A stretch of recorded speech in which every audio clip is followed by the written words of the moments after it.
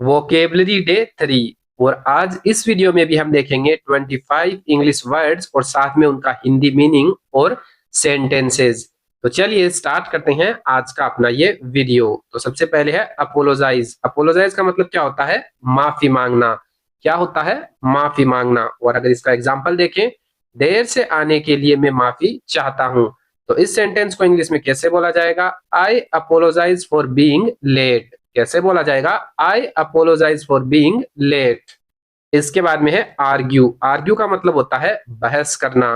क्या होता है? बहस करना। अगर इसका एग्जाम्पल देखें, अपने माता पिता से बहस मत करो। तो इस सेंटेंस को इंग्लिश में कैसे बोलेंगे? Don't argue with your parents. कैसे बोलेंगे? Don't argue with your parents. इसके बाद में है आस्क। आस्क का मतलब क्या होता है? पूछना। क्या होता है? पूछना। और अगर इसका एग्जाम्पल देखें, अगर कोई संदेह हो तो पूछो। तो इस सेंटेंस को इंग्लिश में कैसे बोला जाएगा? Ask if you have any doubt. कैसे बोला जाएगा? Ask if you have any doubt. इसके बाद में है बेक। बेक का मतलब क्या होता है? सेकना। क्या होता है? सेकना। और अगर इसका एग्जांपल देखें, उसने एक चॉकलेट केक बेक किया। तो इस सेंटेंस को इंग्लिश में हम कैसे बोलेंगे? सी बेक्ड ए चॉकलेट केक। कैसे बोलेंगे? सी बेक्ड ए चॉकलेट केक। इसके बाद में है बिगिन। बिगिन का मतलब क्या होता है? शुरू करना। क्या होता है? शुरू करना। अगर इसका एग्जांपल देखें, चलो मीटिंग शुरू करते हैं। तो इस सेंटेंस को इंग्लिश में कैसे बोलेंगे? Let's begin the meeting. कैसे बोलेंगे? Let's begin the meeting. इसके बाद में है बिलोंग। बिलोंग का मतलब होता है संबंध रखना। बिलोंग का मतलब क्या होता है? संबंध रखना। अगर इसका एग्जांपल देखें, यह किताब मेरी है। तो इस सेंटेंस को इंग्लिश में कैसे बोलेंगे? This book belongs to me. कैसे बोलेंगे? This book belongs to me. इसके बाद में है बाइट। बाइट का मतलब क्या होता है? काटना।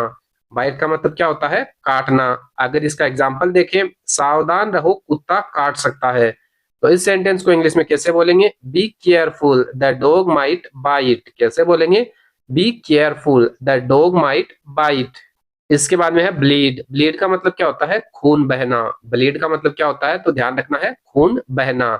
और अगर इसका एग्जाम्पल देखें, उसकी नाक से खून बह रहा है।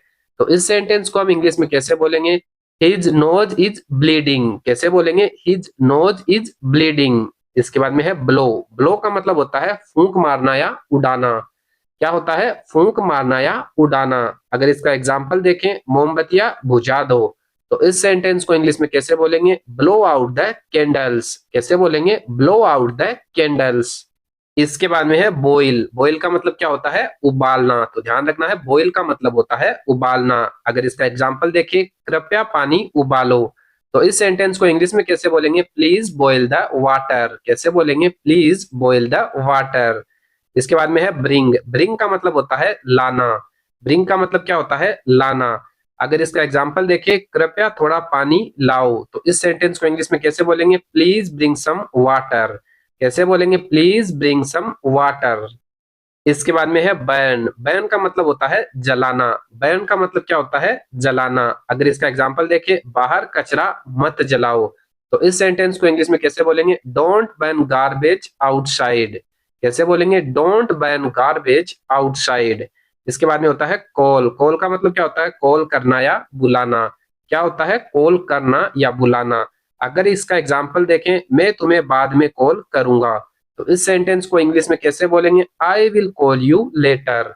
कैसे बोलेंगे? I will call you later. इसके बाद में है कैच। कैच का मतलब क्या होता है? पकड़ना। कैच का मतलब क्या होता है? पकड़ना। अगर इसका एग्जाम्पल देखे, गेंद पकड़ो। तो इसको हम इंग्लिश में कैसे बोलेंगे? Catch the ball. कैसे बोलेंगे? Catch the ball. इसके बाद में है चेंज। चेंज का मतलब होता है बदलना। चेंज का मतलब क्या होता है? बदलना। अगर इसका एग्जाम्पल देखें, मैं अपनी नौकरी बदलना चाहता हूं। तो इस सेंटेंस को हम इंग्लिश में कैसे बोलेंगे? I want to change my job. कैसे बोलेंगे? I want to change my job. इसके बाद में है कोम्ब। कोम्ब का मतलब होता है कंघी करना। कोम्ब का मतलब क्या होता है? कंघी करना। अगर इसका एग्जाम्पल देखें, अपने बाल अच्छे से कंघी करो। तो इसको इंग्लिश में कैसे बोला जाएगा? Comb your hair properly. कैसे बोला जाएगा? Comb your hair properly. इसके बाद में है कम। कम का मतलब क्या होता है? आना। कम का मतलब क्या होता है? आना। अगर इसका एग्जाम्पल देखें, कल मेरे घर आना। तो इस सेंटेंस को इंग्लिश में कैसे बोला जाएगा? Come to my house tomorrow. कैसे बोला जाएगा? Come to my house tomorrow. इसके बाद में है काउंट। काउंट का मतलब क्या होता है? गिनना। काउंट का मतलब क्या होता है? गिनना। अगर इसका एग्जाम्पल देखिए, क्या तुम 100 तक गिन सकते हो? तो इस सेंटेंस को इंग्लिश में कैसे बोलेंगे? Can you count till 100? कैसे बोलेंगे? Can you count till 100? इसके बाद में है क्रोल। क्रोल का मतलब क्या होता है? रेंगना।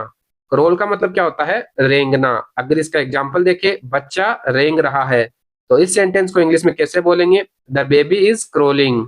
कैसे बोलेंगे? The baby is crawling. इसके बाद में है डिनाई। डिनाई का मतलब क्या होता है? इनकार करना। डिनाई का मतलब क्या होता है? इनकार करना। अगर इसका एग्जाम्पल देखें, उसने आरोप से इनकार किया, तो इस सेंटेंस को इंग्लिश में कैसे बोलेंगे? ही डिनाइड द एक्यूजेशन। कैसे बोलेंगे? ही डिनाइड द एक्यूजेशन। इसके बाद में है डिस्कवर। डिस्कवर का मतलब क्या होता है? खोज करना। डिस्कवर का मतलब क्या होता है? खोज करना। और अगर इसका एग्जाम्पल देखें, उसने एक नया तरीका खोजा, तो इस सेंटेंस को इंग्लिश में कैसे बोलेंगे? सी डिस्कवर्ड ए न्यू मेथड। कैसे बोलेंगे? सी डिस्कवर्ड ए न्यू मेथड। इसके बाद में है डिवाइड। डिवाइड का मतलब होता है बांटना या विभाजित करना। क्या होता है? बांटना या फिर विभाजित करना। अगर इसका एग्जाम्पल देखें, केक को बराबर बांटो, तो इसको इंग्लिश में कैसे बोला जाएगा? Divide the cake equally. कैसे बोला जाएगा? Divide the cake equally. इसके बाद में है एंड। एंड का मतलब क्या होता है? समाप्त करना। एंड का मतलब क्या होता है? समाप्त करना। अगर इसका एग्जाम्पल देखें, अब मीटिंग खत्म करते हैं, तो इस सेंटेंस को इंग्लिश में कैसे बोला जाएगा? Let's end the meeting now. कैसे बोला जाएगा? Let's end the meeting now. इसके बाद में है इंजॉय। इंजॉय का मतलब होता है आनंद लेना। क्या होता है? आनंद लेना। तो इसका अगर एग्जाम्पल देखिए, अपना वीकेंड इंजॉय करो, तो इस सेंटेंस को इंग्लिश में कैसे बोला जाएगा? Enjoy your weekend. कैसे बोला जाएगा? Enjoy your weekend. इसके बाद में है इंटर। इंटर का मतलब होता है प्रवेश करना। इंटर का मतलब क्या होता है? प्रवेश करना। अगर इसका एग्जाम्पल देखें, कृपया यहाँ अपनी जानकारी भरें, तो इस सेंटेंस को इंग्लिश में कैसे बोला जाएगा? Please inter your details here. कैसे बोला जाएगा? Please inter your details here. तो आज के वीडियो में यही 25 वोकेबलरी वर्ड्स देखेंगे। अगर वीडियो अच्छा लगा है तो वीडियो को लाइक करें और इस टाइप के वीडियो देखने के लिए चैनल को सब्सक्राइब जरूर करें।